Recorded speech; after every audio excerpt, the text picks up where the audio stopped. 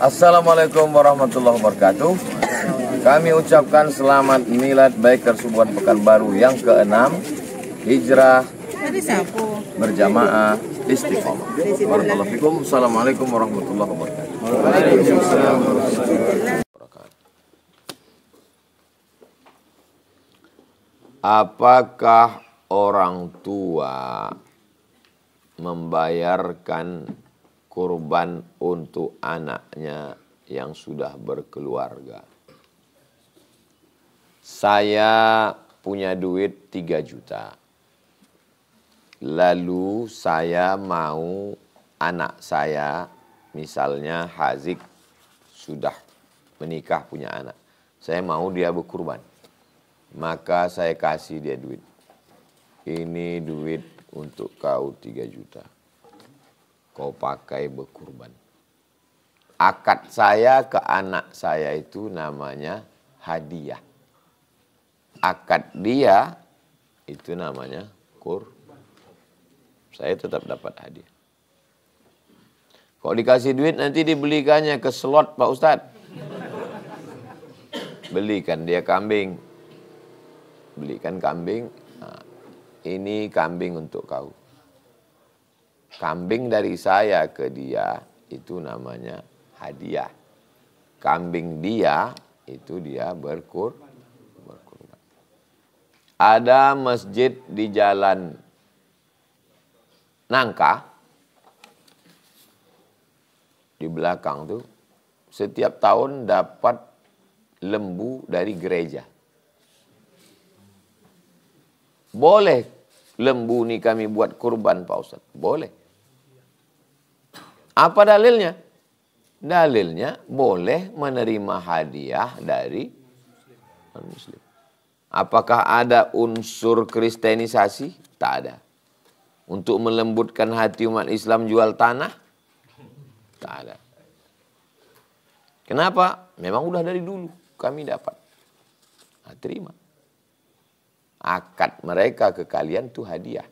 Mana dalilnya boleh menerima hadiah dari orang tak Islam? Nabi menerima bighal, lebih besar dari keledai, lebih kecil dari kuda. Dari Raja Mesir, Kristen Ortodok, namanya Jirjis, gelarnya Mukaukis. Nabi menerima kain. Nabi menerima asalban hamadu. Boleh menerima hadiah. Jadi bukan orang itu berkurban. Nah, nanti waktu menyembelih ini dari Bapak Pendeta, tidak. Jadi Pak Pendeta beserta jamaahnya mengasih hadiah. Lalu waktu menyembelih itu sebut 7 orang nama orang masjid. Ketua, sekretaris, bendahara. Jangan pula berkelahi gara-gara itu. Udahlah dapat hadiah, berkelahi pula gara-gara itu. Mohon maaf Pak Pendeta, pengurus kami banyak, bisa minta sapi 1 lagi? Kurang ajar itu. Orang itu udah mau ngasih, udah bagus. Apa itu wasiat wajib? Wasiat wajib. Kalau saya mati, ruko itu untuk masjid. Wajib apa tak wajib? Wajib. Kalau saya mati, tanah sawit itu untuk masjid. Wajib apa tak wajib? Wajib. Kalau saya mati, tolong kuburkan saya di kampung. Wajib. Wasiat wajib adalah wasiat harta. Ini sekarang banyak anak-anak yang tak ngaji, asal pesan orang tua dianggapnya wajib. Minta kuburkan pakai keramik, wajib. Kalau aku mati, tolong tanam di atas kuburku pokok beringin, wajib. Yang dimaksud dengan wasiat wajib, wasiat harta. Itu maksudnya wajib.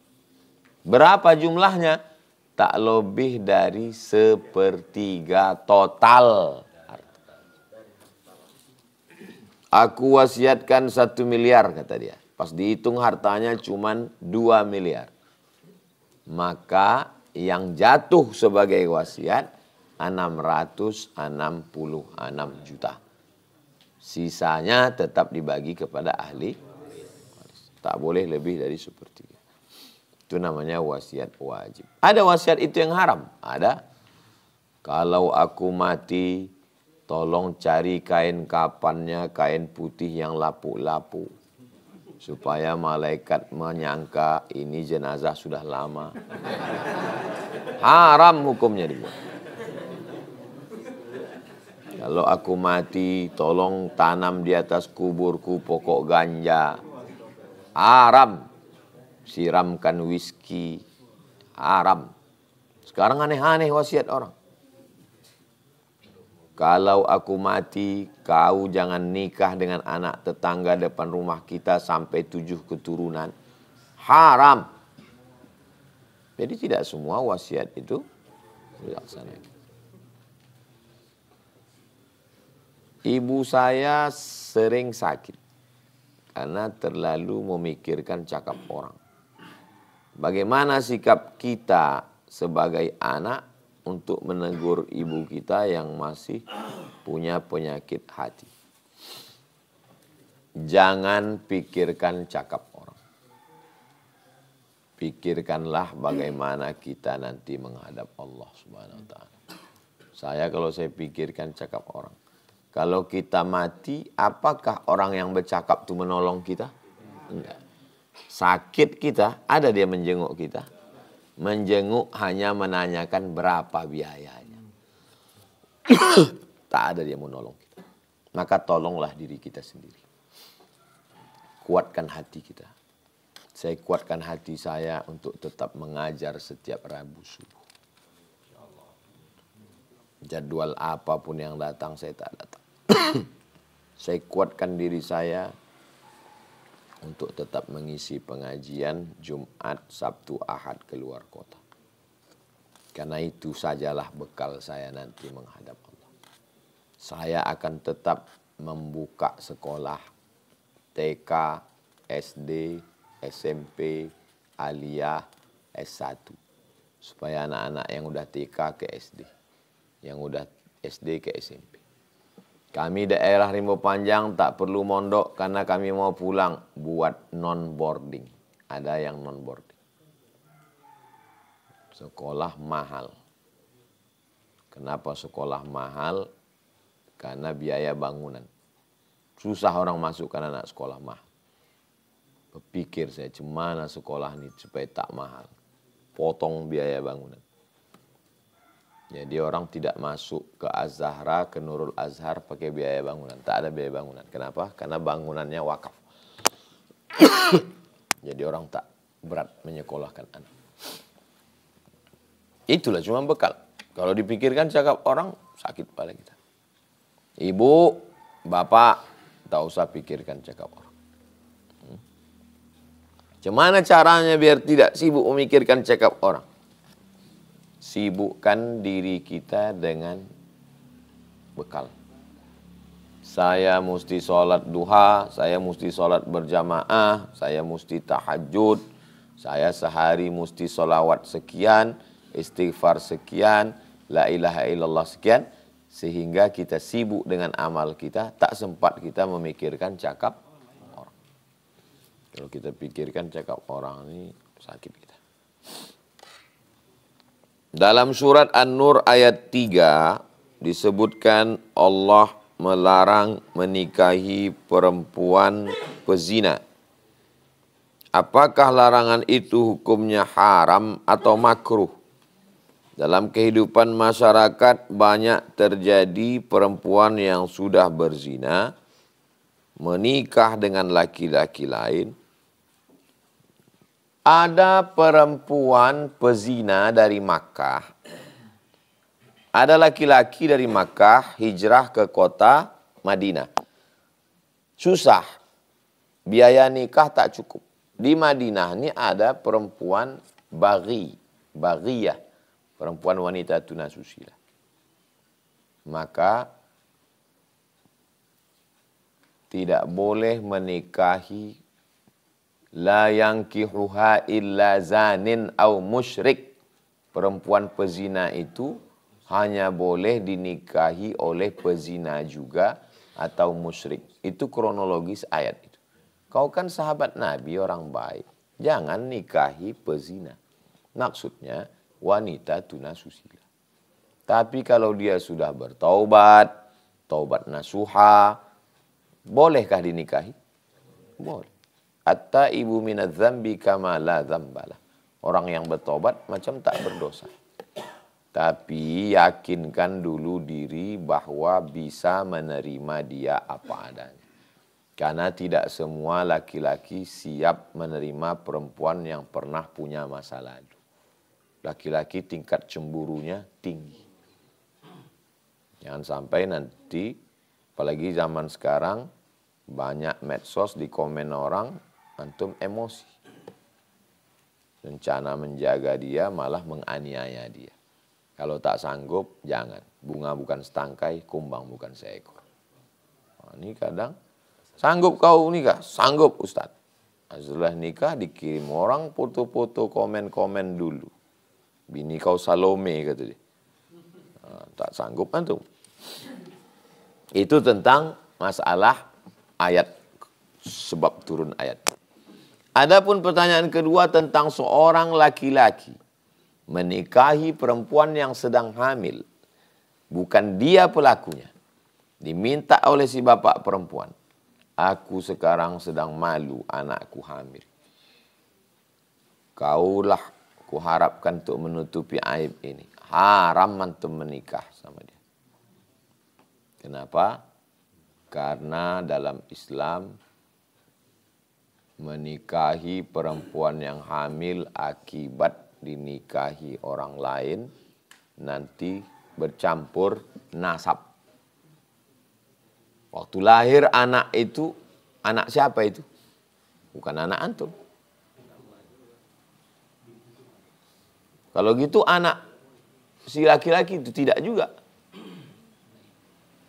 Maka anak yang tidak jelas bapaknya dinisbatkan ke ibunya. Maka jangan nikahi perempuan yang hamil, yang dihamili orang lain. Ini ibadah Ustaz, ibadah apa? Banyak ibadah. Macam tak ada ibadah. Nanti antum jadi bohong. Lahir anak itu pakai bin antum. Aktenya pakai bin antum. Celakanya lagi anak itu perempuan. Pas nanti nikahnya, antum mewalikan 2 kali antum salah. Sekolah dia binnya bin antum. Sampai batu nisannya pun bohong. Teruslah berbohong. Sampai batu nisan ini pun bohong. Jangan nikahi perempuan yang hamil. Ada juga pendapat yang hamil karena zina menikah dengan laki-laki yang lain. Bagaimana hukumnya Pak Ustaz? Tak bisa. Efeknya. Jadi kalau begitu, tunggu sampai lahir anak. Malulah Pak Ustaz ditengok orang. Kau kenapa? Membuatnya kan tak malu.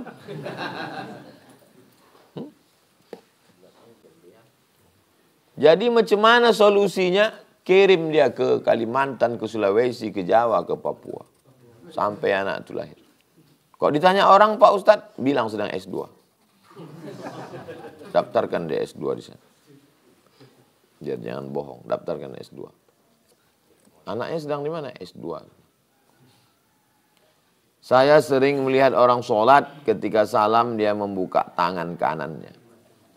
Assalamualaikum warahmatullah.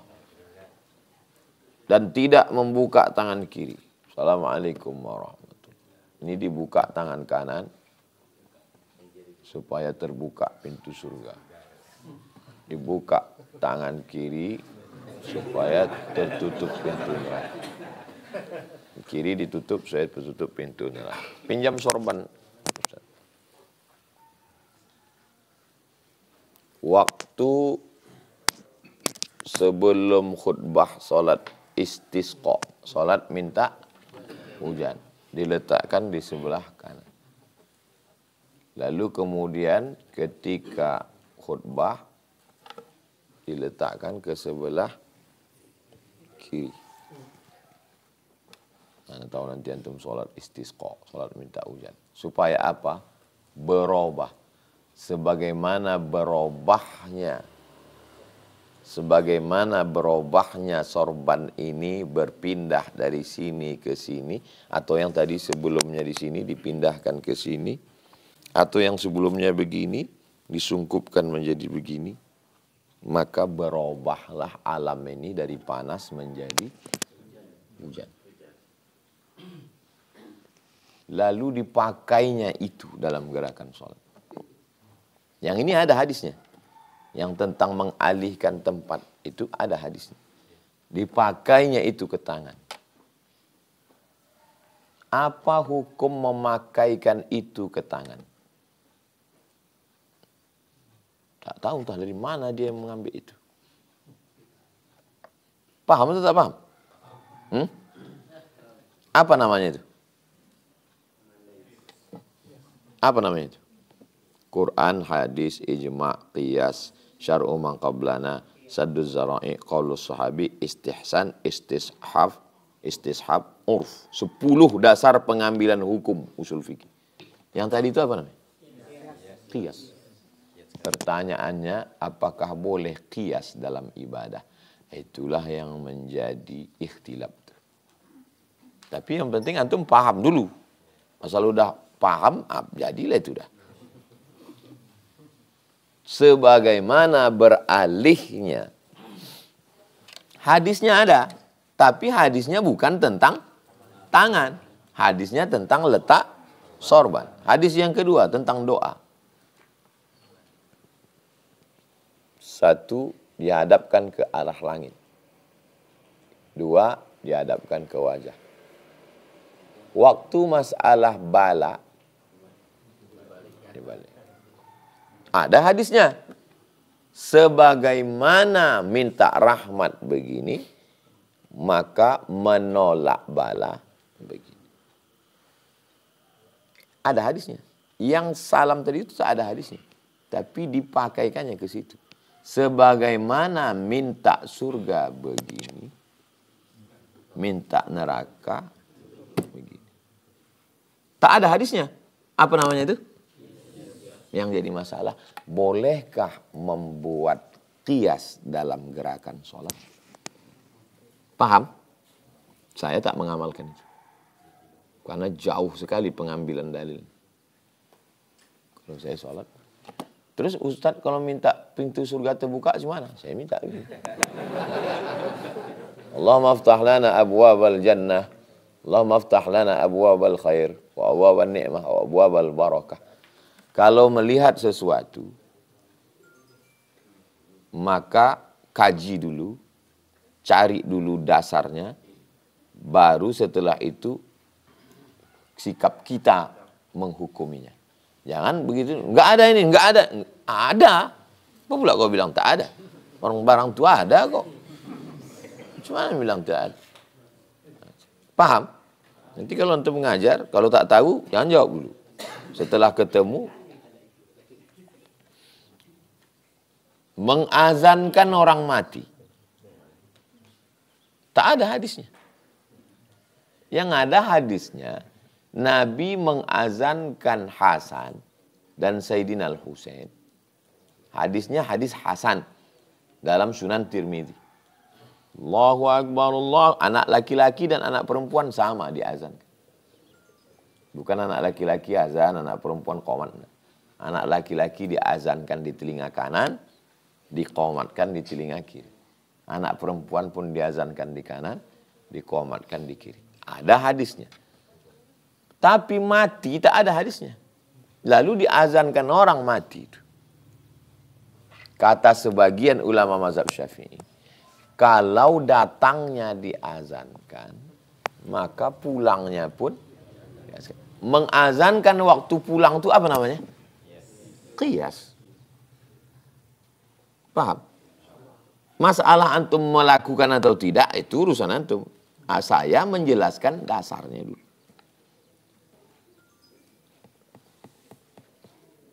Yang jadi masalah, apakah boleh melakukan qiyas dalam ibadah? Saya mendapat surat tahun 1000. Tunggu sebentar ya.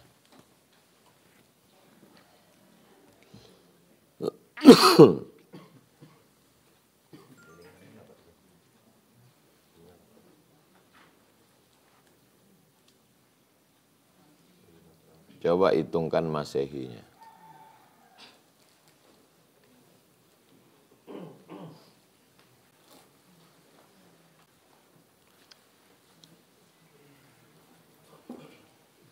Seribu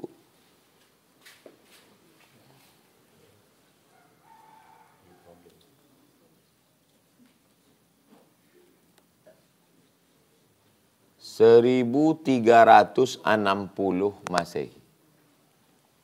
1445 kurang 1360. Berapa? Hah? Berarti umur surat ini udah 85 tahun yang lalu.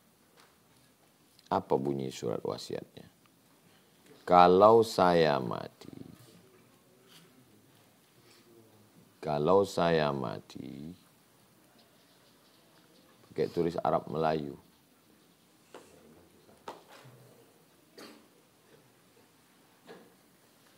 Bayarkan fidyah sembahyang dengan beras. Tahun 1360 lalu, zaman moyang saya, emak saya, nenek saya, moyang saya.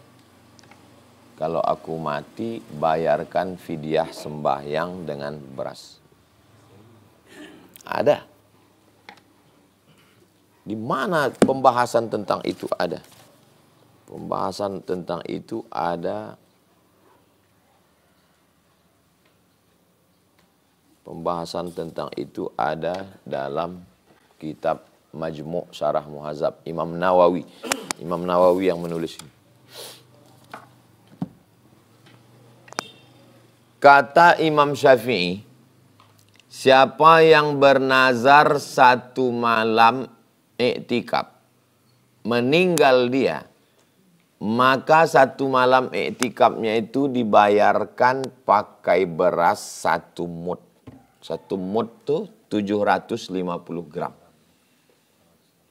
Aku bernazar, nanti dek, abang mau iktikaf 10 malam di An-Nur, mati dia sebelum iktikaf. Berarti istrinya membayarkan berapa? 7,5 kilo. Itu bukan hadis. Itu ucapan Imam Syafi'i. Imam Syafi'i itu berfatwa. Siapa yang iktikaf, mati, maka 1 malam iktikafnya dibayarkan 1 mud. 750 gram. Kata Imam, datang Imam Al-Baghawi.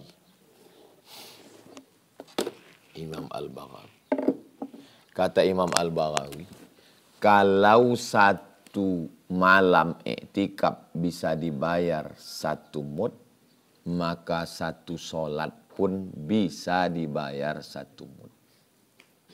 Kata Imam Al-Baghawi, ulama besar mazhab Syafi'i. Kalau 1 malam iktikaf bisa dibayar 1 mud, maka 1 solat pun bisa dibayar 1 mud. Pertanyaannya, pengambilan Imam Al-Baghawi ini apa namanya? Qiyas apa? Qiyas terhadap qaul Syafi'i. Bukan qiyas terhadap Quran dan Paham? Datang Imam An-Nawawi. Ini yang menulis kitabnya. Nama kitabnya Al-Majmu' Syarah Muhadzab. Menceritakan kisah tadi dan dia setuju dengan itu. Itulah dalil membayarkan fidyah sembahyang orang mati dengan beras. Ada atau tak ada? Ada. Jangan bilang tak ada. Enggak ada itu. Kita khawatirnya pas bilang tak ada dibaca orang. Rupanya ada. Oh, tak tahu. Kalau tak tahu bilang tak tahu, jangan bilang tak ada.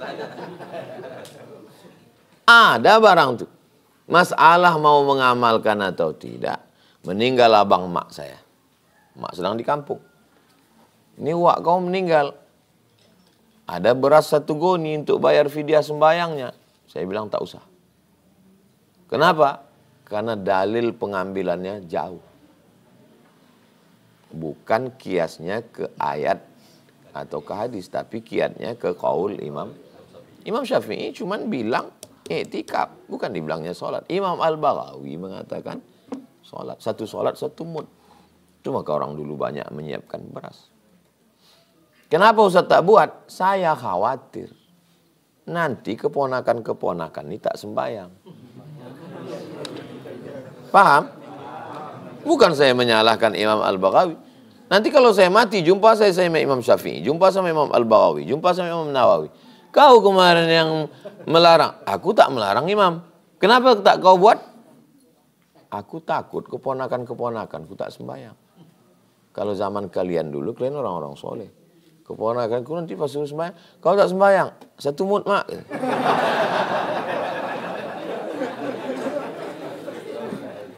Paham?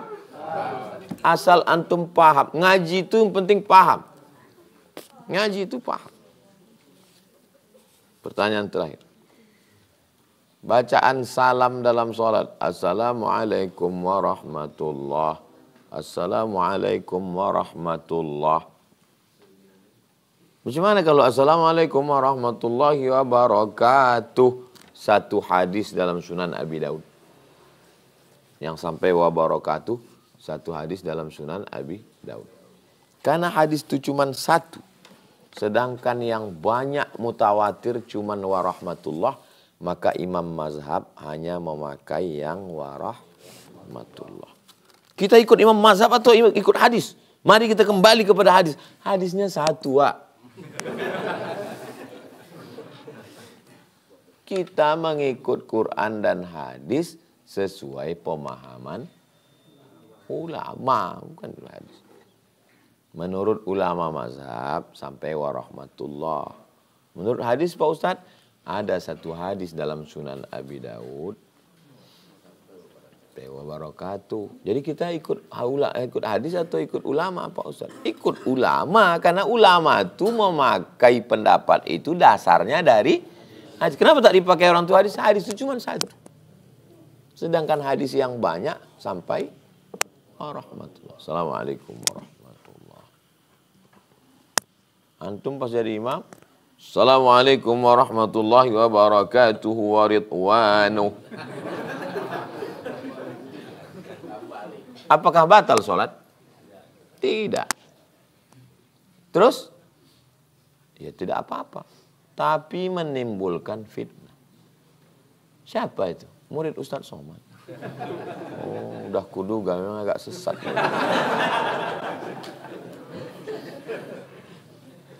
Ala hazihi niyah al-Fatihah. Bismillahirrahmanirrahim. Alhamdulillahirabbil alamin. Arrahmanirrahim. Maliki na'budu wa iyyaka nasta'in. Shiratal mustaqim. Shiratal ladzina an'amta 'alaihim ghairil maghdubi 'alaihim. Allahumma shalli 'ala sayyidina Muhammad wa 'ala ali sayyidina Muhammad. Assalamu alayka ya Rasulullah. Rabbana hab lana minas salihin.